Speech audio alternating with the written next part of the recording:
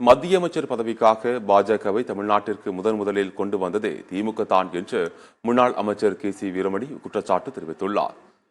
Vellore green circle பகுதியில் அதிமுக வேட்பாளர் அறிமுக கூட்டத்தில் கலந்து கொண்ட கே.சி. வீரமணி பின்னர் செய்தியாளர்களை சந்தித்தார். அப்போது பேசிய அவர், தமிழகத்திற்கு பாஜகவை கொண்டு வந்து விட்டதே திமுக அரசுதான் என்றும் குற்றம் சாட்டினார். மத்தியில் ஆட்சி அமைக்க இழுபறி ஏற்பட்டால் முதலில் திமுக தான் ஆதரவு கொடுக்கும் என்றும் அவர் கூறினார்.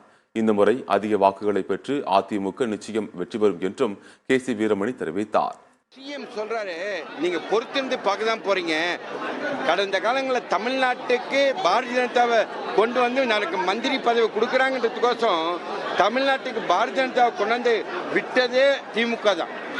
இன்றைக்கு அவங்க சப்போஸ் ஆட்சி இழுபறி ஆச்சுன்னா, அந்த மத்தியில் எதனா பிஜேபிக்கு இழுபறி ஆச்சுன்னா முதல்ல ஆதரவு கொடுக்கக்கூடியது திமுகவாக தான் இருக்கும் என்பதை நான் கண்டிப்பாக தெரிவித்துக் கொள்கிறேன்.